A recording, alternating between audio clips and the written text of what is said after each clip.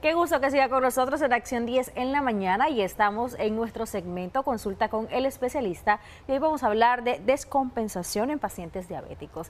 Nos acompaña el doctor Javier Bravo, médico diabetólogo. Un gusto, doctor, que esté nuevamente por acá con nosotros en Acción 10 en la mañana. Bienvenido. Vamos a hablar de esto de la descompensación en pacientes diabéticos. ¿En qué consiste un paciente descompensado? ¿Qué puede sentir? ¿Y qué nivel de riesgo hay para un paciente descompensado? Gracias, Jocelyn, por la invitación, siempre llevando temas de interés hacia la población.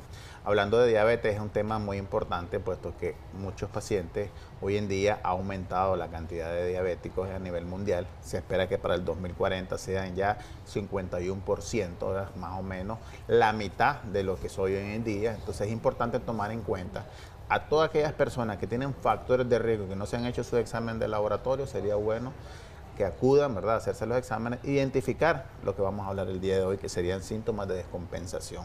Cuando hablamos de descompensación, hablamos de aquello que el paciente no está normal. Es un paciente, digamos, como tú, como yo, que estamos acá, y de pronto tenemos orinadera masiva, de pronto tenemos mucha sed, de pronto estamos con mucha hambre, mucho apetito, y uno dice, ¿qué está pasando en este momento?, ¿verdad?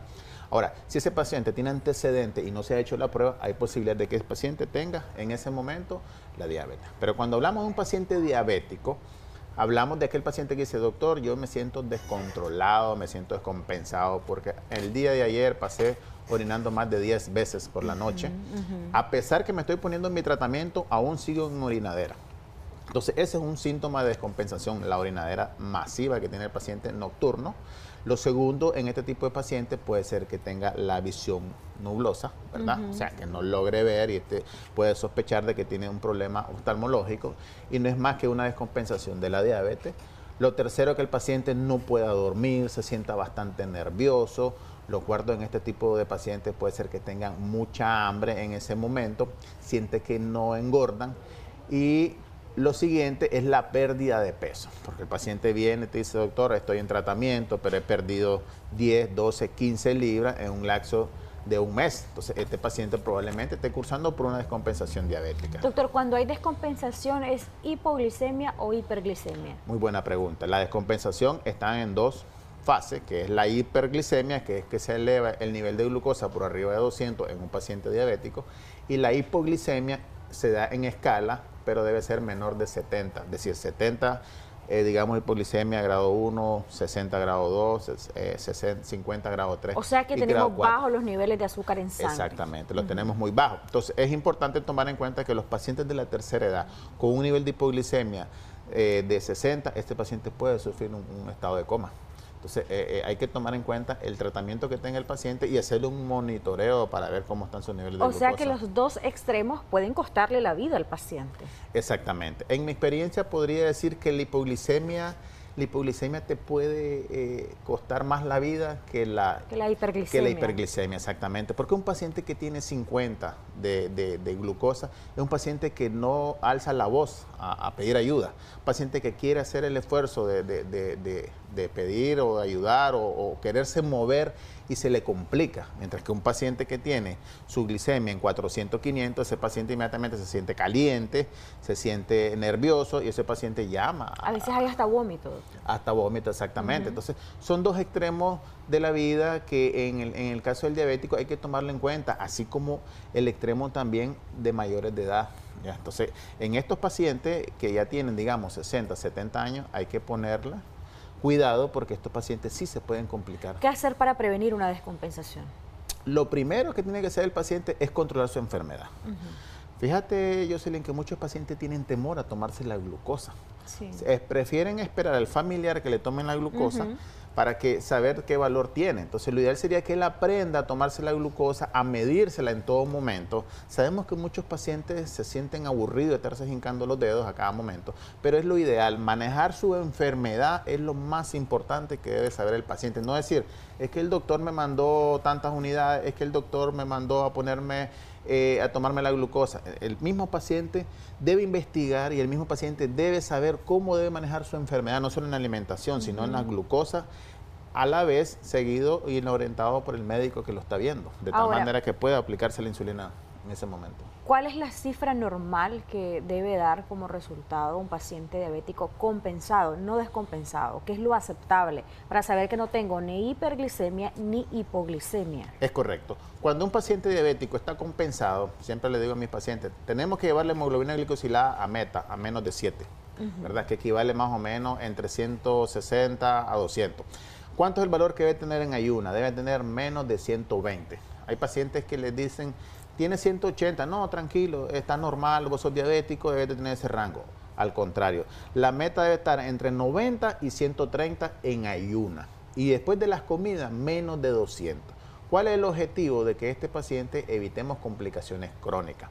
En el caso del diabético tipo 1 debe ser un poquito más estricto, ¿verdad? Más estricto porque este paciente se descompensa más rápido, porque dependen de insulina, dependen meramente de dos tipos de insulina, de acción rápida y acción lenta. Eso estamos hablando cuando un paciente está compensado. Cuando un paciente está descompensado, ya su nivel de glucosa postprandial o después de las comidas se eleva a mayor de 200, 300, 400.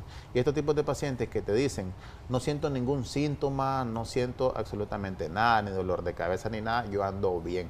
Son pacientes que realmente se complican más rápido. ¿Qué tiene que ver? Nos preguntan en nuestra transmisión en Facebook, lo de los ojos con el azúcar. ¿Debo realizarme un examen visual?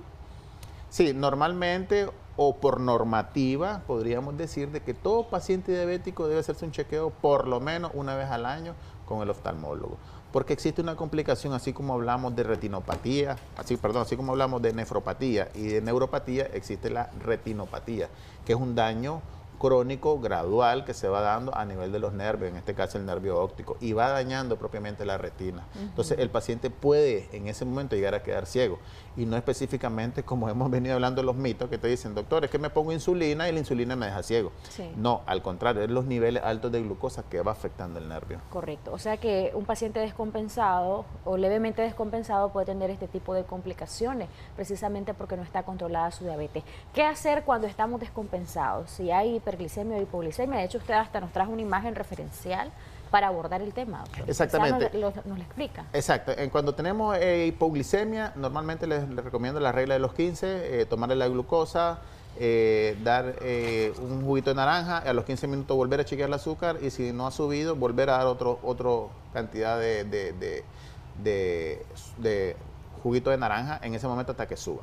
En el caso de la hiperglicemia, que es el nivel de azúcar alto, normalmente podríamos tener los niveles ahí, como podemos ver en la imagen, que el nivel de insulina ya puede ser de insulina de acción rápida o insulina regular, de tal forma que podemos determinar los valores a un lado y poner la dosis. ¿Qué es lo importante de esta imagen? Es que cuando el paciente es sensible a la insulina, le ponemos dosis baja porque va a reaccionar más rápido.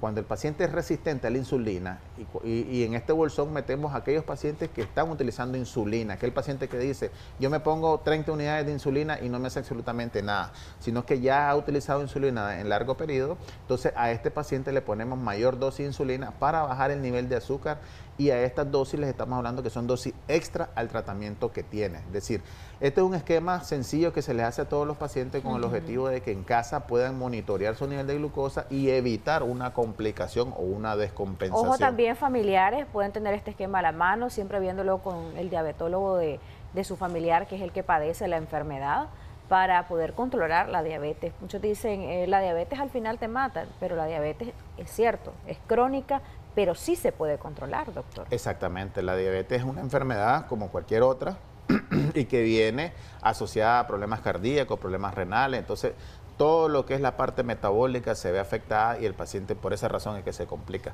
no precisamente la diabetes como tal. Sus recomendaciones para finalizar, doctor, ¿y dónde podemos encontrarlo? Lo primordial, siempre lo he dicho y lo voy a seguir diciendo, el paciente debe tener su glucómetro a mano y debe tener su insulina de acción rápida. De tal forma que esas dos cosas vamos a ocuparla en el momento en que el paciente se pueda complicar. Y de tal manera que al final ese paciente, si no acude a una emergencia de alguna unidad de salud, puede hacerlo en casa, pero bajo las orientaciones del médico que lo está viendo. Lo segundo que es importante es seguir su rutina, ¿verdad?, de consultas con el médico que lo está atendiendo para que le vaya valorando la complicación o la descompensación que pueda tener en ese momento. Estoy ubicado en la Plaza Julio Martín, una cuadra arriba, en la Colonia El Periodista. El teléfono ahí aparecerá en pantalla.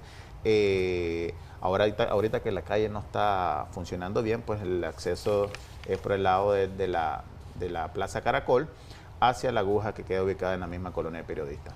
Gracias nuevamente, doctor, por habernos acompañado. Siempre bienvenido acá a Acción 10 en la mañana. Gracias a usted, ¿verdad?, por la invitación, siempre llevando temas de interés a la población. A usted que nos acompañó en este segmento, muchísimas gracias por esa fiel sintonía. Saludos a quienes nos ven a través de las redes sociales. Recuerde, estamos en Noticiero Acción 10 y en Canal 10 Nicaragua, nuestras 2 páginas en Facebook, para que usted también pueda participar de los segmentos. Vamos a una pausa, regresamos con nuestro segmento de cocina. Hoy un platillo exquisito, no se lo pierda.